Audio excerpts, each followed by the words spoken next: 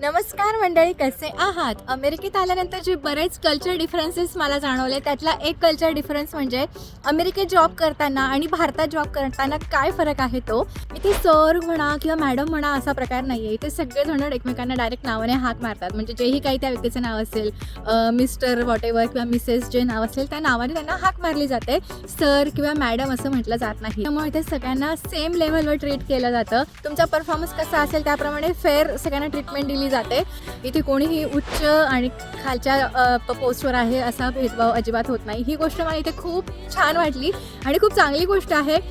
शिवाय इथे आपल्याला कामातून सुट्टी हवी असेल किंवा अपॉइंटमेंट आहे, अपॉइंटमेंटला जायचं आहे, 5 वाजले, मुलाला शाळेतून पिक करायला जायचं आहे, तर इथे आपल्याला खूप अगदी रिक्वेस्ट करावी लागत नाही. तुम्ही फक्त सांगतात की मला जायचं आहे, माझ्या मुलाला शाळेतून पिक करायचं आहे आणि ते सहज आपल्याला ओके जा असं म्हणतात. शिवाय इथे शाळेमध्ये सुद्धा मुलं आहेत ना, ते टीचर्सला डायरेक्ट नावाने हाक मारतात. आता माझ्या मुलांचे जे शिक्षक आहेत, टीचर्स आहेत, ते त्यांना डायरेक्ट मिस मिलर, मिस जेना असं डायरेक्ट नावाने हाक मारतात. त्यांना मॅडम वगैरे असं काहीही म्हणत नाही.